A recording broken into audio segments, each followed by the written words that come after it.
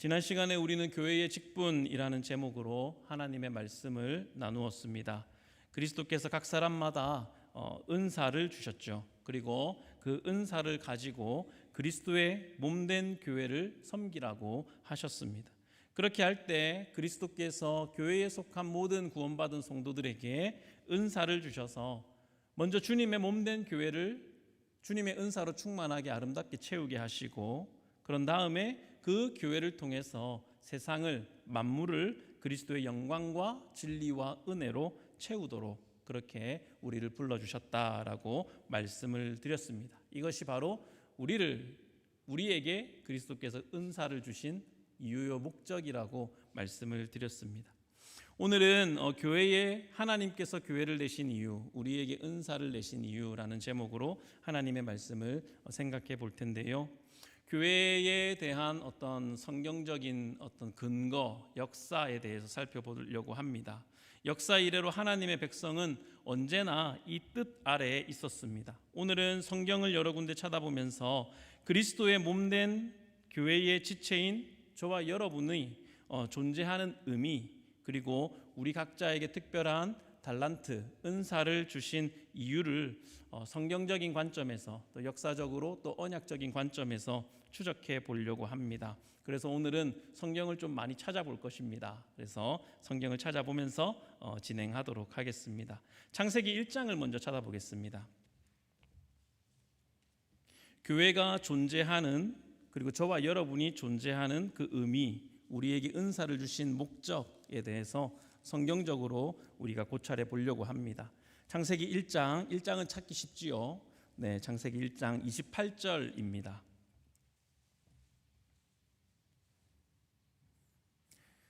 창세기 1장에 하나님께서 세상을 창조하시고 아담과 하와를 만드셨습니다. 그리고 그들에게 사명을 주시죠.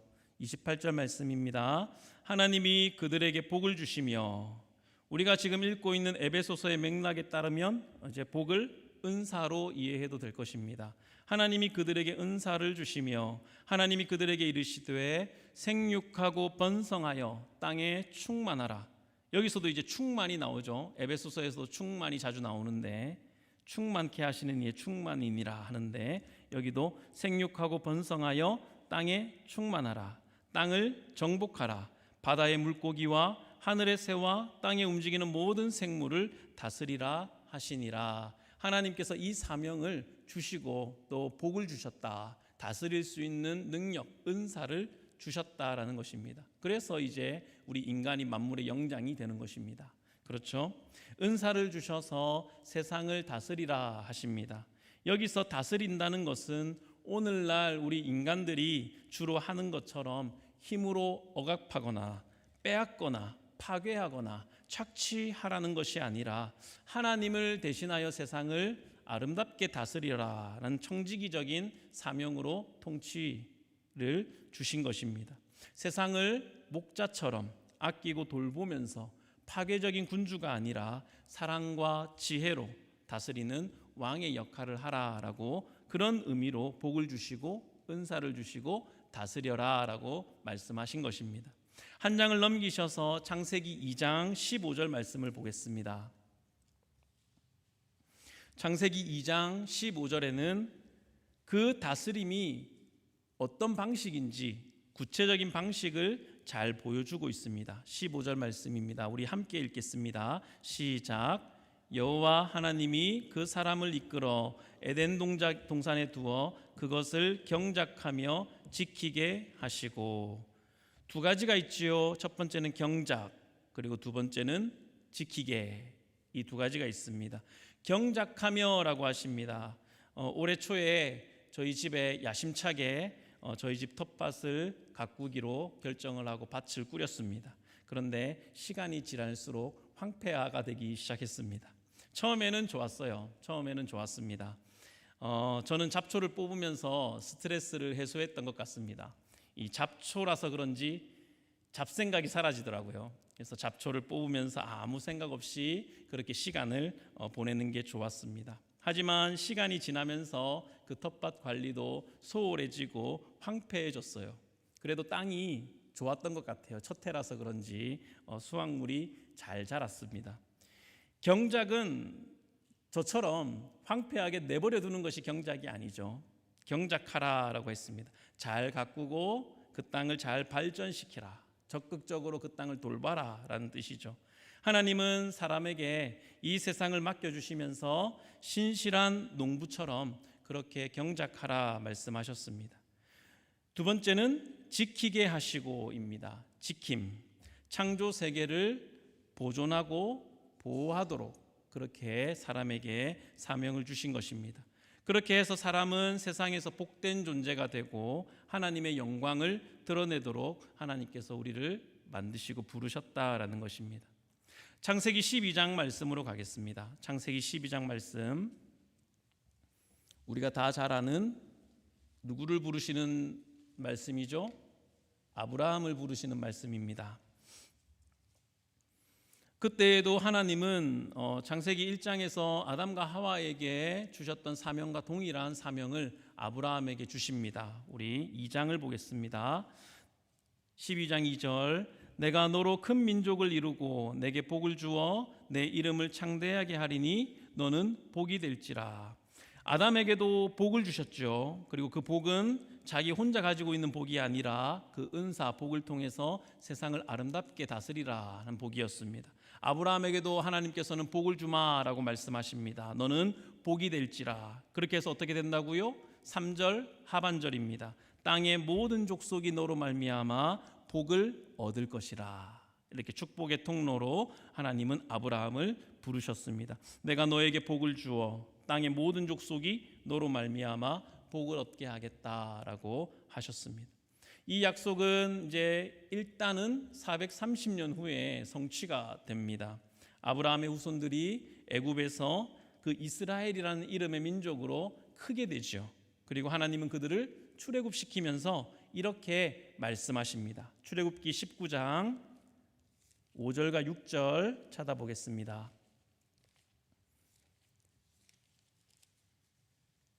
출애굽기 19장 5절과 6절입니다.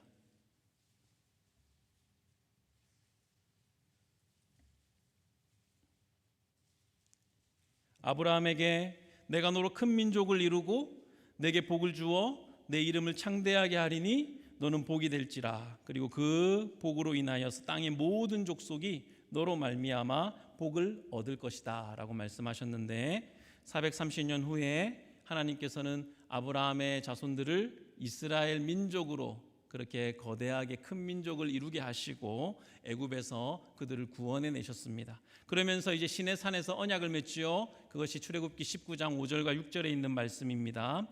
세계가 다 내게 속하였나니 너희가 내 말을 잘 듣고 내 언약을 지키면 너희는 모든 민족 중에서 내 소유가 되겠고 너희가 내게 대하여 제사장 나라가 되며 거룩한 백성이 되리라 라고 말씀합니다.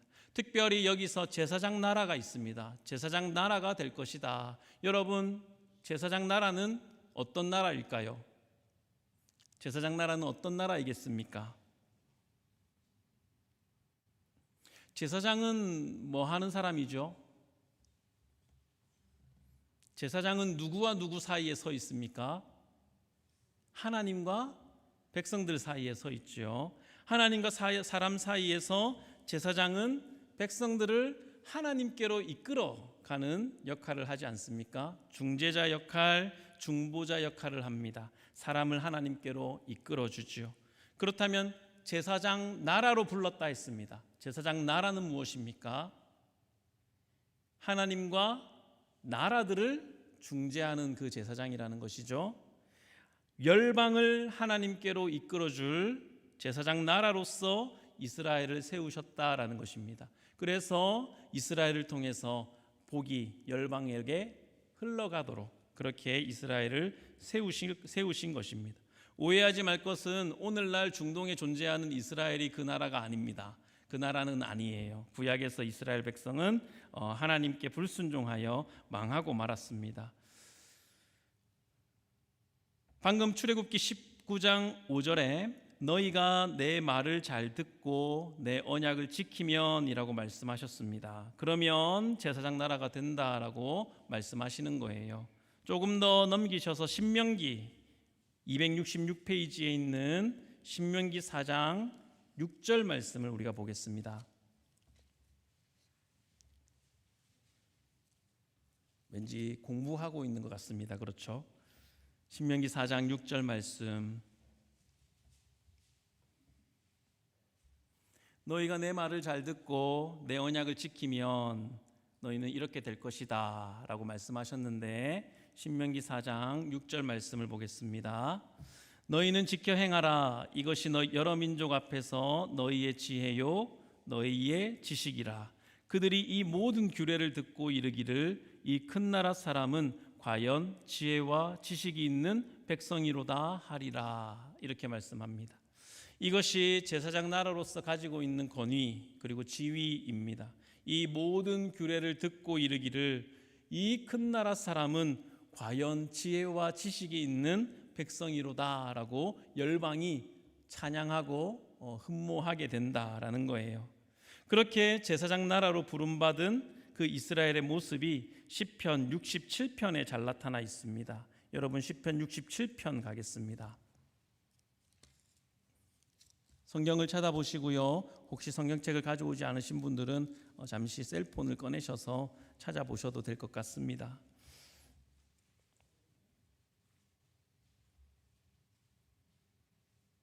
지금 우리가 무엇을 다루고 있냐면 하나님께서 교회를 이 땅에 내신 이유, 그리고 우리에게 복을 주신, 은사를 주신 이유가 무엇인지 그것을 역사적으로 성경적으로 지금 살펴보고 추적해오고 있는 거예요.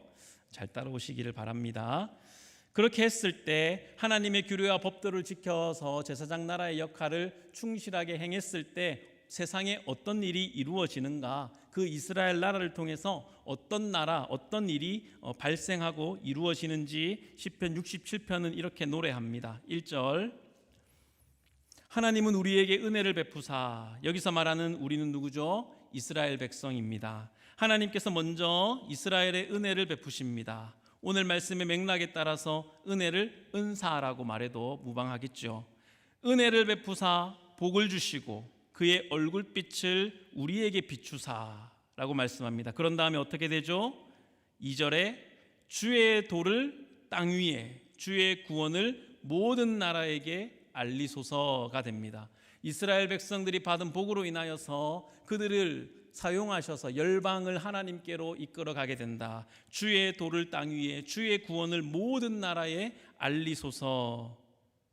그렇게 은혜가 퍼져간다는 거예요. 그렇게 3절, 4절, 5절, 6절 만물을, 세상을, 열방을 충만하게 하시는 하나님에 대한 찬양시가 선포되면서 마지막 7절에 하나님이 우리에게 복을 주시리니, 하나님이 이스라엘에게 복을 주셨는데 결과는 어떻게 됩니까? 땅의 모든 끝이 하나님을 경외하리로다. 이것이 교회를 이 땅에 내신 만물을 충만하게 하시는 목적입니다. 구약의 이스라엘 백성들에게 그 사명을 주신 것이죠. 오늘 교회에도 그 사명을 동일하게 주셨고요. 그렇습니다. 그것이 성경적인 교회의 존재의 이유, 의미, 역사적인 어떤 고찰이 될 것입니다. 이처럼 하나님은 이스라엘 민족을 당신의 제사장 나라로 세우셨습니다. 하지만 우리가 잘 아는 대로 구약의 이스라엘은 이 일에 실패하고 말았습니다. 하나님의 규례와 법도를 따르지 않았습니다. 하나님을 버렸어요. 그 결과 다른 민족들의 침입을 받고 그 나라가 멸망하고 말았습니다. 그런데 여러분, 이스라엘의 역사 가운데, 구약 이스라엘 역사 가운데 딱 한 시기, 딱 한순간 찬란했던 이 일이 정말 성취가 되었구나라고 싶은 때가 있었습니다. 여러분, 언제일까요? 언제인지 아시겠습니까? 솔로몬 시대입니다. 솔로몬의 시대예요. 솔로몬도 흠결이 많죠. 하지만 솔로몬 왕이 다스리던 그때에 우리가 너무나 잘 아는 스바 여왕이 솔로몬의 지혜와 그 나라의 찬란함을 보기 위해서 찾아왔다라고 되어 있습니다. 스바 여왕만 찾아온 것이 아니라 주변의 열방의 그 지도자들이 이스라엘을 찾아왔습니다. 솔로몬의 지혜, 명성을 살펴보기 위해서 예루살렘을 방문했던 것이죠. 이처럼 열방에서 이스라엘을 보기 위해서 왔습니다. 그들은 거기서 무엇을 보았을까요? 이스라엘이 섬기는 하나님의 이름을 들었을 것입니다. 예루살렘 성전이 있지 않습니까? 그래서 이 신을 섬기는, 여호와를 섬기는 이 백성들은 과연 큰 나라, 큰 백성이구나 라고 흠모하게 되었다라는 것입니다. 하지만 딱 그 순간 한 번만, 솔로몬의 시대만 그러했고 그 이후에는 다 실패했습니다. 그리고 나서 시간이 흘러서 우리 예수님이 이 땅에 오셨어요. 그래서 우리 예수님은 이 땅에 참 이스라엘로 오신 것입니다. 구약의 이스라엘 민족들이 실패했지만 예수님은 그 일에 성공하셨습니다. 예수님도 광야의 이스라엘처럼 40일 동안 광야의 시험을 당하셨지만 순종하심으로, 말씀으로 이겨내셨습니다. 그뿐만 아니라 예수님은 이스라엘이 실패했던 모든 영역에서 완벽하게 순종하셨습니다. 그래서 우리가 그분을 믿을 때 그분의 순종이 우리의 의가 됩니다. 그런 저와 여러분에게 예수님은 이렇게 말씀하세요. 이제 우리 신약으로 가겠습니다. 마태복음 5장 14절로 16절입니다.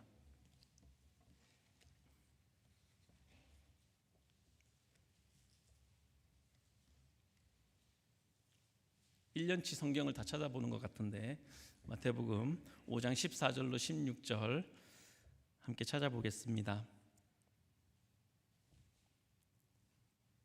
참 이스라엘로 오신 예수님께서 저와 여러분을 구원하셔서 교회로 부르시면서 이 말씀을 주십니다.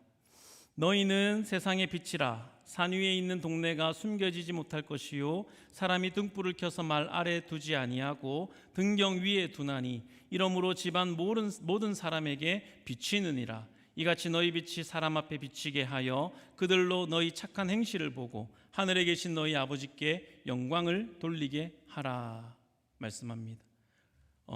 창세기에서 말하는 복, 그리고 시편 67편의 빛, 그리고 에베소서에서 말하는 은혜, 은사, 똑같은 뜻입니다.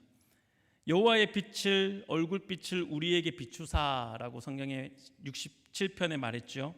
그 빛으로 세상을 밝히 빛낼 사람들로 저와 여러분을 부르셨습니다. 산 위의 동네가 숨겨지지 못할 빛으로 교회를 세우시고 저와 여러분을 부르신 것입니다. 사람이 등불을 켜서 말 아래 두지 아니한다라고 했습니다. 여러분, 등경 위에 둔다 그랬어요. 그렇게 해야 집안을 환히 비출 수 있기 때문에 그렇습니다. 그런데 구약의 이스라엘은 여호와 하나님의 빛을 받아가지고 어떻게 했다는 것입니까? 말 아래 두었다는 거예요. 여러분, 말이 뭐예요? 말이 뭔지 아십니까? 저보다 더 잘 아실 것 같아요.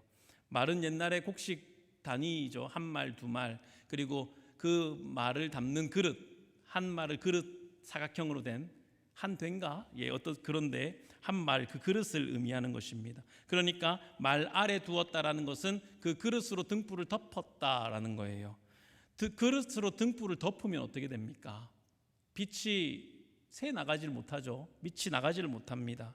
유대인들, 너희들의 조상들이 그래야 했다는 거예요. 여호와의 얼굴빛을 받아서 그 빛을, 그 은사를, 그 복을 열방에 찬란하게 선포해야 하는데 너희는 그 그릇으로 그 빛을 감추어 두고 너희도 맹인처럼 살고 이방인들에게 그 빛도 보여주지 못한 채 너희 조상들은 그렇게 살았다. 하지만 이제 나를 믿고 따르는 너희는 그렇게 살지 말고 너희 빛이 사람 앞에 비치게 하여 그들로 너희 착한 행실을 보고 하늘에 계신 너희 아버지께 영광을 돌리도록 하는 삶을 살아라 라고 부르신 것입니다. 이 말씀은 저와 여러분 또 하나님의 자녀들, 교회를 향하여 주시는 말씀이죠. 교회가 그러해야 한다라는 거예요. 산 위의 등불처럼, 산 위의 동네를 비추는 등불 같은 존재가 되어야 한다라는 것입니다. 그러므로 이제는 혈통을 따라서 이스라엘이 되는 것이 아니라 저와 여러분처럼 예수 그리스도를 믿음으로 참 이스라엘이 되는 것입니다. 하나님의 백성이 되는 것입니다. 그리고 예수님은 교회를 그렇게 세우신 것이죠. 그래서 이 땅 위에 세워진 교회야말로 참 이스라엘이며 영적인 이스라엘인 거예요. 그래서 사도 베드로는 이렇게 이야기합니다. 379페이지 베드로전서 2장 9절입니다. 베드로전서 2장 9절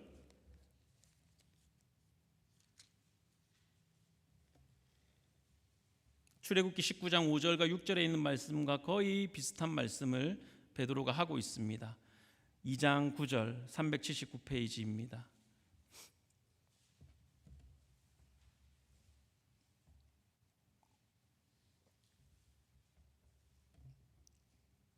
우리 찾으셨으면 한 목소리로 한번 읽겠습니다. 시작. 그러나 너희는 택하신 족속이요 왕같은 제사장들이요 거룩한 나라요 그의 소유가 된 백성이니 이는 너희를 어두운 데서 불러내어 그의 기이한 빛에 들어가게 하신 이의 아름다운 덕을 선포하게 하려 하심이라. 출애굽기 19장 우리가 읽은 말씀과 또 시편 67편에 있는 말씀과 또 마태복음 5장에 있는 말씀, 이게 다 이 베드로전서 2장 9절 안에 들어있지요. 너희는 택하신 족속이요 왕같은 제사장들이요 거룩한 나라요 그의 소유가 된 백성이니 이는 너희를 어두운 데서 불러내어 그의 기이한 빛에 들어가게 하신 이의 아름다운 덕을, 빛을, 복을, 은혜를 선포하게 하려 하심이라. 이것이 교회가 가진 사명이고 교회가 존재하는 목적이고 저와 여러분이 이 땅을 살아가는 이유인 것입니다. 그래서 교회는 하루아침에 어느 날 뿅 하고 이렇게 생긴 것이 아니라, 그리고 일단 생겨났으니 야 이거 해라 하나님께서 갑자기 사명을 주신 것이 아니라 창세전부터 계획된 하나님의 뜻 안에 교회가 있었다라는 것입니다. 그래서 아담을 지으시고 교회에 사명을 주신 것이죠. 저와 여러분이 그 사명을 이어받은 교회로 부르심을 받았습니다. 창세까지 올라가기에는 우리의 지식과 지혜가 터무니없이 부족하기 때문에 신구약 성경 안에서 교회는 구약의 이스라엘 민족을 불러내신 뜻과 전혀 다르지 않다. 교회는 아담과 하와를 지으시고 그에게 인류의 사명을 주신 것과 뜻이 다르지 않다 하는 것을 지금 살펴보고 말씀을 드리는 것입니다. 그런 내용을 사도 바울은 에베소서에서 압축해서 우리에게 알려주고 있습니다. 우리 다시 에베소서로 넘어가겠습니다. 에베소서 1장입니다.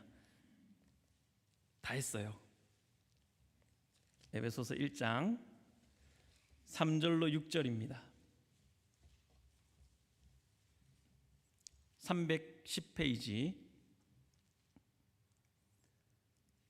찬송하리로다 하나님 곧 우리 주 예수 그리스도의 아버지께서 그리스도 안에서 하늘에 속한 모든 신령한 복을 우리에게 주시되 곧 창세전에 그리스도 안에서 우리를 택하사 우리로 사랑 안에서 그 앞에 거룩하고 흠이 없게 하시려고 그 기쁘신 뜻대로 우리를 예정하사 예수 그리스도로 말미암아 자기의 아들들이 되게 하셨으니 이는 그가 사랑하시는 자 안에서 우리에게 거저 주시는 바 그의 은혜의 영광을 찬송하게 하려는 것이니라. 아멘. 1장 22절로 23절에 또 만물을 그의 발 아래 복종하게 하시고 그를 만물 위의 교회의 머리로 삼으셨으니 교회는 그의 몸이니 만물 안에서 만물을 충만하게 하시는 그리스도의 충만함이니라 라고 말씀하고 있습니다. 오늘 우리가 살펴본 이 말씀 앞에서 우리는 우리 주님의 교회와 우리 교회에 속한 여러분들이 하나님께서 택하시고 믿음 주셔서 부르신 그 존재의 목적과 의미, 그리고 우리 각자에게 은사를 주신 그 이유를 깊이 생각해 볼 수 있기를 원합니다. 우리 교회가 그린스보로 지역에 존재하는데 우리 교회가 존재함으로 이 지역의 사람들의 기쁨이 될 수 있기를 원합니다. 여러분은 여러분을 교회로 부르신 하나님의 뜻을 여러분의 생각보다 훨씬 더 크게 생각하셔야 합니다. 주님의 말씀대로 우리가 이 땅에 빛을 비추는 등불이 되어야 하지 않을까요? 지금 우리 교회가 사라진다면 이 지역 사람들이 안타까워하거나 슬퍼할까요? 우리 교회가 존재했다가 사라졌는데 아무런 티도 나지 않고 사라졌는데 사람들의 마음에 안타까움이나 아쉬움이 없는 그런 교회라면 산 위의 동네를 환히 비추는 등불이 되어라 라고 말씀하신 예수님의 말씀 앞에 우리는 참 부끄러울 것입니다. 제사장 나라로 불러서 열방을 그리스도께로 열방까지는 아니어도 이 지역 사회에 예수 그리스도를 전하는 일에 쓰임 받는 교회가 되어야 할 것입니다. 그것은 교회뿐만 아니라 여러분 구원받은 여러분 한 사람 한 사람 개개인의 인생도 동일할 거예요. 저는 이완이라는 목사가 이 지역에 와서 이 지역이 좋아졌다라는 소리를 듣고 싶지 아무렇지도 않다라는 존재가 되고 싶지는 않습니다. 엊그제 연장자회가 주관한 추석잔치에 처음으로 다녀왔습니다. 작년에는 가야 되는지를 몰랐어요. 아무도 말씀을 안 해주셔가지고 갔습니다. 그래서 참석하고 아무래도 연장자회다 보니까 그 순서가 제게 참 익숙하지 않더라고요. 정말로 오랜만에 국기에 대한 맹세도 해보고 호국순열에 대한 선열에 대한 묵념도 해봤습니다. 네, 아이고 이거 교회에서 이게 예배인지 식순인지 헷갈리더라고요. 네, 식사하는 테이블마다 찾아가서 제 소개를 하고 인사를 드렸어요. 대부분 다 모르는 분들이어서 주님의 교회 이완희 목사입니다. 즐거운 시간 되세요. 이렇게 인사를 했습니다. 연장자회에 도움을 주신 이름들 익숙한 이름도 있고 이렇게 쭉 이름들도 있고 그런데 우리 교회는 없더라고요. 그래서 좀 죄송했습니다.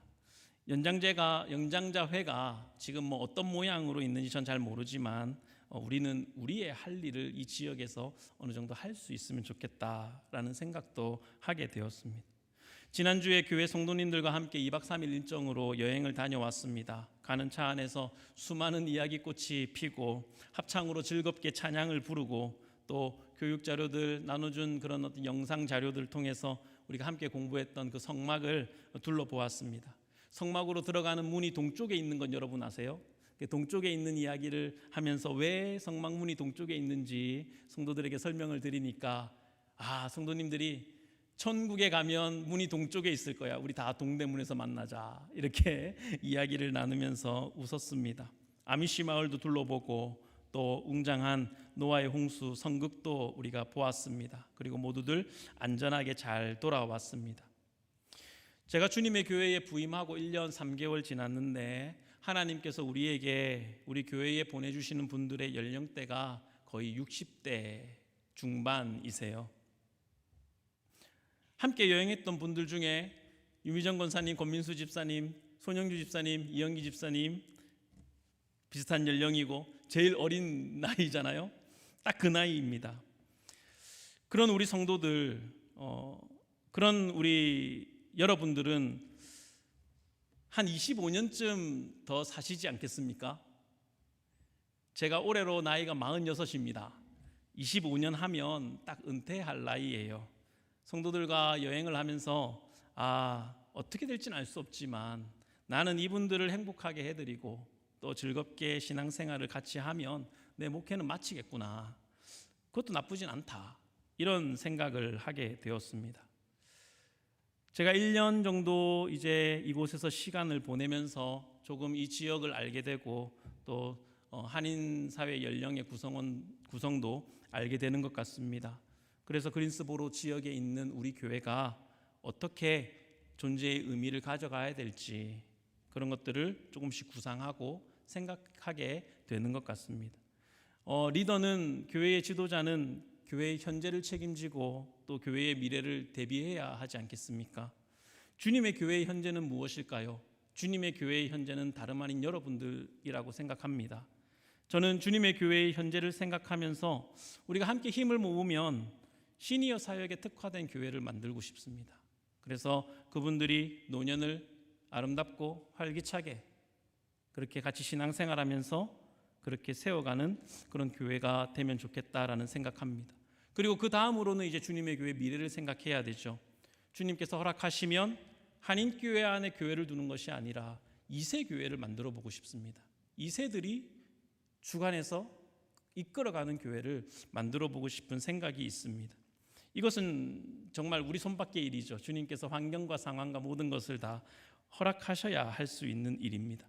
하지만 현재의 일, 현재 우리가 할 수 있는 시니어 사역에 특화된 교회를 세우는 것은 우리가 마음을 모으고 조금만 힘을 쓰면 할 수 있는 일이라고 생각합니다. 그렇게 이 지역에 한인 성도들, 그분들을 건강하고 행복하게 지낼 수 있는데 도움이 되는 교회로 우리가 세워져 갈 수 있기를 원합니다.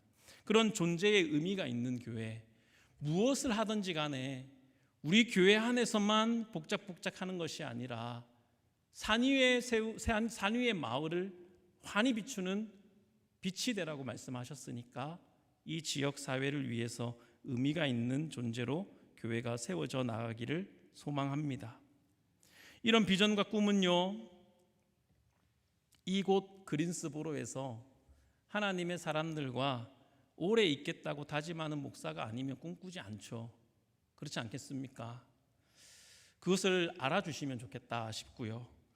또 젊은 목사를 청빙하셨으니까 일을 해도 지치지 않을 소처럼 일할 나이를 목사를 청빙하셨으니까 일할 수 있도록 마음껏 뜻을 펼칠 수 있도록 여건을 만들어 주시고 길을 열어 주시기를 부탁을 드립니다. 같이 다양하게 사역들을 함께 할 수 있는 사역자도 필요합니다. 여러분께서 기도해 주시고 마음을 모아 주시기를 바랍니다. 만물을 그리스도로 충만하게 하기 위해서 주님의 교회를 하나님께서 세우셨다라고 저는 믿습니다. 교회를 향한 부르심이 바로 거기에 있기 때문에 그렇습니다. 그 하나님의 부르심, 만물을 충만하게 하시는 그리스도의 충만함으로 우리 교회를 먼저 채우게 하시고 그 충만함을 세상에 흘려보내는 교회가 되게 하시는, 산 위의 마을을 밝히 비추는 등불 되게 하시는 그 하나님의 그 존재, 교회의 존재 목적에 우리가 한 발 더 내딛는 내년 한 해가 되면 좋겠고, 그렇게 나아가는 우리 주님의 교회가 될 수 있기를 진심으로 바랍니다.